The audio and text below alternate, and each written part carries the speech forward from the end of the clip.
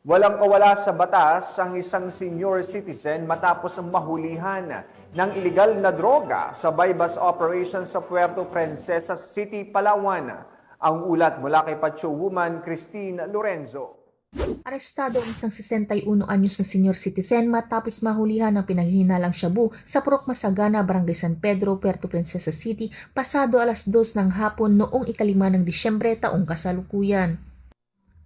Kinilala ang suspect na si alias Tonyo, isang construction foreman sa isinagawang operasyon ng City Police Drug Enforcement Unit, Philippine Drug Enforcement Agency Palawan at Anti-Crime Task Force. Nakabili ang isang nagpanggap na pusher buyer mula sa suspect ng isang pakete ng pinaghihinalang iligal na droga. Ang transaksyon na ito ang naging hudyat para dakpin ang suspect na nakuhanan pa ng 2 karagdagang pakete ng hinihinalang shabu.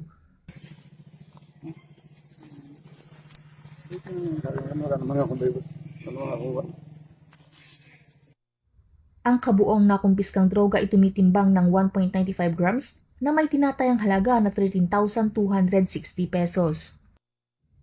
Kasalukuyang nasa kustudiya ng pulisya ang suspect para sa tamang disposisyon at pagsasampa ng kaukulang kaso. Patuloy namang pinapaigting ng mga otoridad ang kampanya laban sa iligal na droga sa lungsod upang masugpo ang kriminalidad at iligal na gawain.